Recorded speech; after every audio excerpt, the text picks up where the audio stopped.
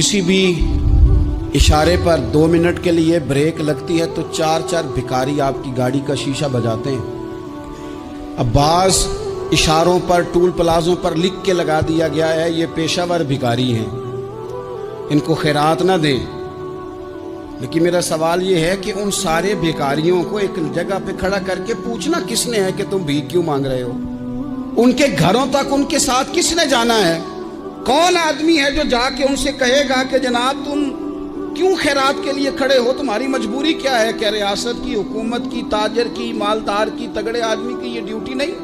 उन तक रसाई किसने हासिल करनी है? वो बेवा जो पिछले साल दरवाजे पे ज़कात लेने आई थी वो इस साल भी आई है। वो खातून जिसे पिछले साल आटे का थैला दिया था वो इस साल भी आई है। वो खातून जो पिछले साल 4 बच्चों को साथ लेकर के छोटों को आई थी वो आज भी उसी तरह कशकोले तलब दराज किए हुए है। और हजरत उमर क्या फरमाते हैं? सैयदना फारूक आजम रदी अल्लाह ताला अन्हु इरशाद फरमाते हैं, इसको इमाम बहकी ने और इमाम सुयूती ने नकल किया है। हजरत उमर फरमाया करते थे कि अगर मैं जिंदा रहा तो इराक वालों मैं तुम्हारी बेवाओं के लिए ज़रूरत का इतना सामान कर जाऊंगा कि बीबी जब तक जिंदा रहेगी किसी की मोहताज नहीं होगी। उसके लिए इस तरह के असबाब पैदा कर दिए जाएंगे कि उसे हाजत नहीं होगी। उसके लिए मुस्तकिल बुनियादों पर उसके अखराजात देखकर उसके लिए एहतमाम कर दिया जाए। उसे दोबारा कशकोले तलब दराज करने की जरूरत नहीं पड़ेगी। एक सहाबी थे हजरत जनाब सैयदना खफाफ बिन ईमा गफ्फारी रदी अल्लाह ताला। इन्होंने बड़ा किरदार अदा किया था मैदान उहद में, इन्होंने और इनके साहिबजादे ने। तो इनकी बेटी एक दिन हजरत उमर के पास आई। अब वो बेटी ब्याह के जा चुकी थी, उसकी शादी हो गई थी। हजरत खफाफ बिन ईमा रदी अल्लाह ताला अन्हु की साहिबजादी अपने ससुराल चली गई थी, वहाँ उसका खामद इंतकाल कर गया। वो खातून वापस आ गई, वो हजरत उमर से मिली, बेवा औरत। उस बेवा खातून ने आके, यहाँ तो मेरे भाई वो फौजी बेचारे जिनकी बीवियां, जिनको एक तकरीब में तो खूब एवार्ड देने के लिए बुलाया जाता है। मैंने यतीमी का वक्त गुजारा है, मुझे पता है कि 2-4 महीने लोग आके कहते हैं कोई हुक्म होया तो 10 आ जाए। फिर जब 1 साल गुजर जाता है तो फिर लोग कहते हैं 4 भरा ने काम क्यों नहीं करते। तो ऐसे तो नहीं ना कि अब्बा ऐसे ही चला गया था, बड़ा कुछ दे के गया है, किधर है फलानी चीज। लोगों का नजरिया थोड़े अरसे के बाद और हो जाता है।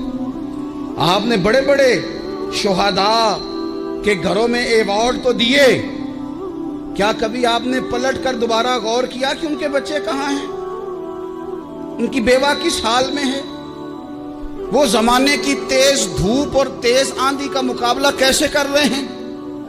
बगैर बाप के जो इंसान को खुले आसमान तले वक्त गुजारना पड़ता है वो कितना को मुश्किल होता है।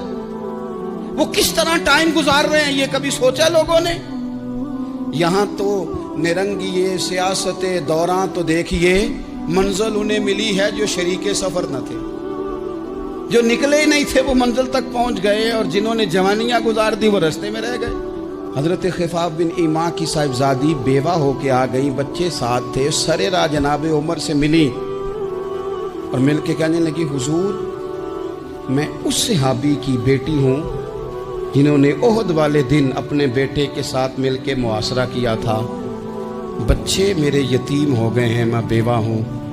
हजरत फारूक आजम रदी अल्लाह ताला अन्हु ने फहरिस्त नहीं मांगी, खर्चे की डिटेल नहीं मांगी, तुम आना फलाने से मिलना, परसों 9 बजे आ जाना दफ्तर, ये कोई बात नहीं की। हजरत उमर गौर से खड़े उस बेटी की बात सुनी। छम छम सैयदना फारूक की आंखों से आंसू गिरे, दौड़ के घर गए, एक ऊंट निकाला, वहां से माले गनीमत का माल के भर के 2 बोरियां, और बोरियों में क्या था? चांदी भी थी, नगदी पैसे भी थे, कुछ जरूरत का सामान भी था, गल्ला भी था। 2 बोरियां भर के ऊंट पे रख के खुद लगाम उस बेटी के हाथ में थमा के का पुत्र सामान भी तेरा है, ऊंट भी तेरा है।